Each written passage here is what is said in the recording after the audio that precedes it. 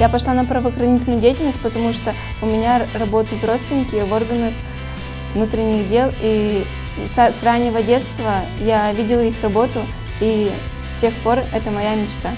Моя будущая профессия, вот после этого колледжа, я хочу отучиться, получить диплом, отслужить в армии и продолжить свою дальнейшую службу в спецназе, чтобы защищать свою родину, друзей, родных.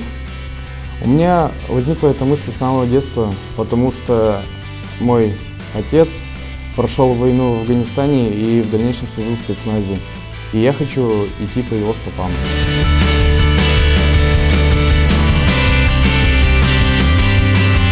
У нас в колледже существует специальная боевая подготовка, где нас обучают обороне, тактике поведения в экстремальных ситуациях, и чтобы защитить не только себя, но и окружающих мне людей. Где мы? Там победа!